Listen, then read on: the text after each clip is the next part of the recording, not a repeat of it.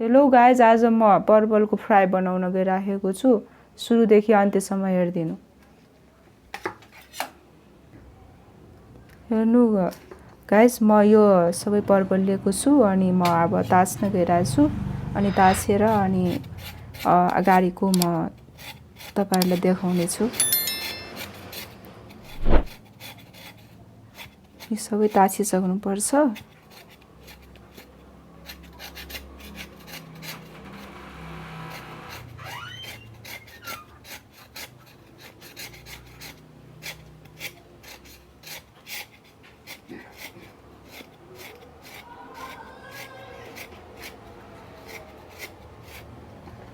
यसरी म सबै ताछिसक्छु। हेर्नु गाइज, म ताछिसकेँ। अब म यो काट्दैछु अनि यसरी काट्नुपर्छ बिचबाट। यसरी काटेर अनि बिचमा चाहिँ यसरी बिचमा सबै मसलाहरू हाल्नुपर्छ अनि फ्राई गर्नुपर्छ। म यसरी नै काटेर हैन सबै काटिसक्छु।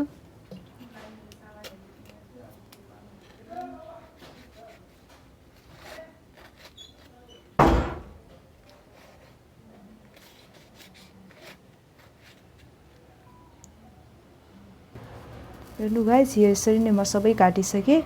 अनि अब चाहिँ म अगाडि अब तपाईहरुलाई हेर्नु गाइज, म यो त्यो परवलमा हाल्नको लागि म यो मसला रेडी गरिसकेको छु।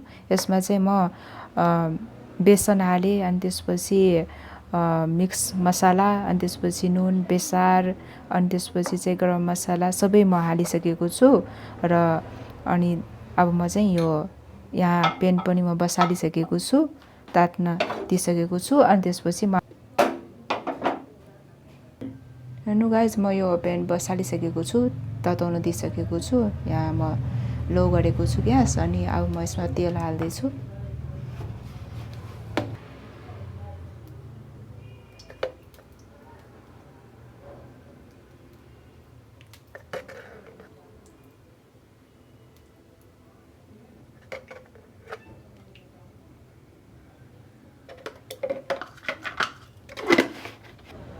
हेर्नु गाइज, अब म यो यसमा चाहिँ परवलमा यो भित्रमा म मसला हाल्दैछु मिक्स गरेको।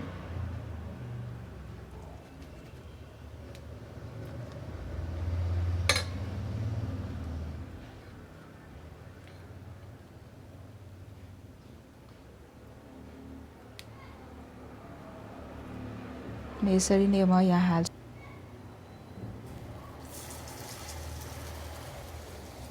यसरी नै म सबै हाल्छु।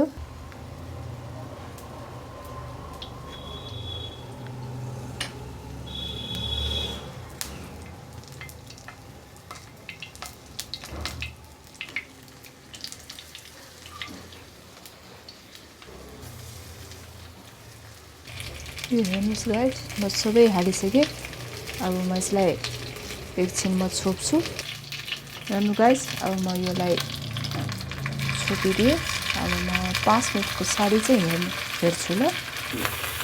हेर्नु गाइज, 5 मिनट भइसक्यो। अब म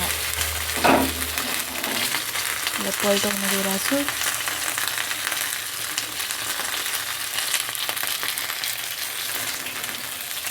हेर्नुहोस्, रातो भइसक्यो।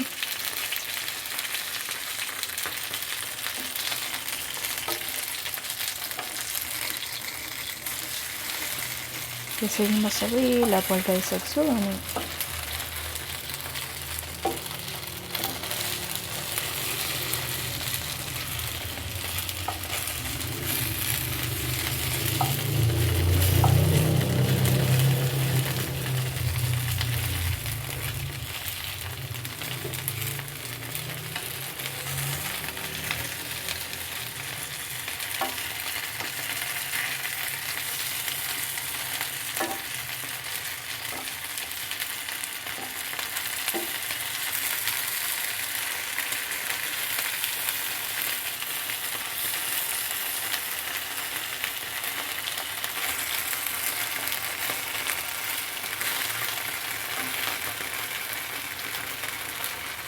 अनि सबै म पल्टाइसकेँ।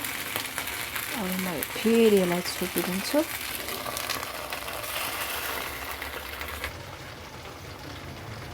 हेर्नु गाइज अब म यो निकालिसकेँ। अब हेर्नु सबै अब पाकिसक्यो।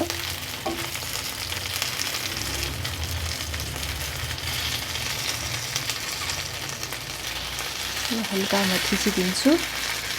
अनि यसरी गऱ्यो भने नि छिटै रातो हुन्छ। अनि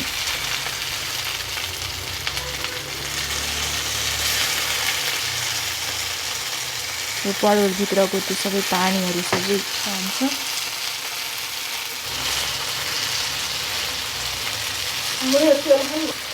हेर्नु गाइज अब सबै भइसक्यो, रातो भइसक्यो सबै।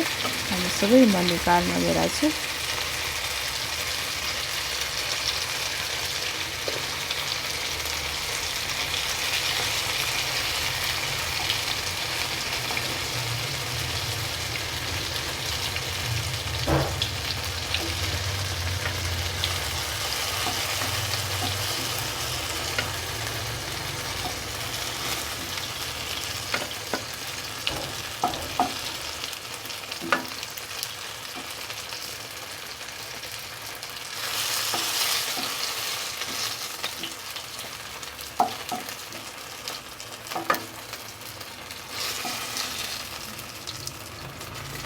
हेर्नु गाइस यो पकाएर खायो भने एकदमै मिठो हुन्छ।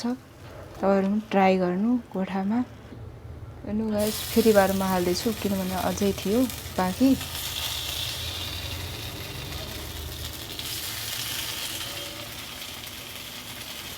म सबै यो मसला भरेर अघि नै राखिसकेको थिएँ।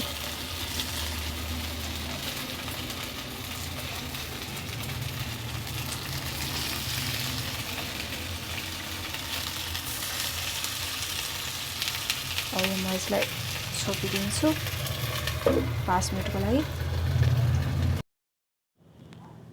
हेर्नु गाइज म सबै पकाएर रेडी गरिसकेको छु। अनि म प्लेटमा पनि निकालेर राखिसकेको छु। हेर्नु कति मिठो देखिरहेको छ। खानामा पनि धेरै मिठो हुन्छ, क्रन्ची हुन्छ। अनि तपाईँहरू पनि ट्राई गर्न सक्नुहुन्छ कोठामा बनाएर खानु। अनि कमेन्टमा भन्नुहोस् ल।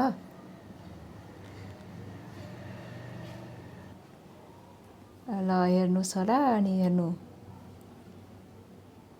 हेर्नुहोस् कति अब यो हेर्नमा यति मिठो छ, खानामा साह्रै मिठो हुन्छ।